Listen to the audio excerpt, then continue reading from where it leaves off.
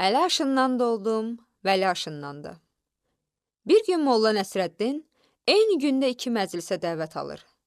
Biri kəndlərindəki Vəlinin xeyir məclisi, digəri isə uzaq qonşu kənddəki Əlinin yas məclisi idi. Hər iki məclisin nemətindən dadmaq istəyən Molla, hər iki məclisə də qatılmağa qərar verir. Molla fikirləşir ki, yas mərasimi günün birinci yarısında olur. Mən də səhər çıxıb, ilk olaraq yasa gedərəm. Naharımı orada edib, sonra yola düşüb, özümü Vəlinin toy mərasiminə çatdıraram.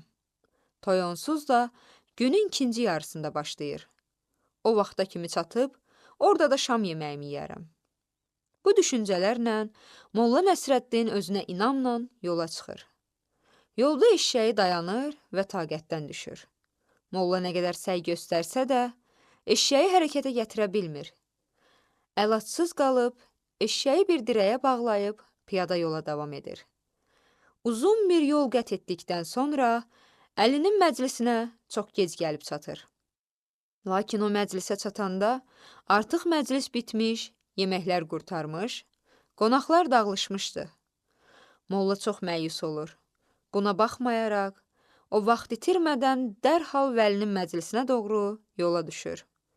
Geri qayıdarkən səhv yolla gedib, vaxt itirir. Çox çətinliklə kəndə çatır.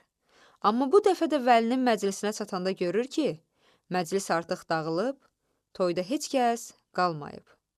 Molla Nəsrəddin başını tutaraq deyir: Əli aşından doldum, Vəli aşındandı.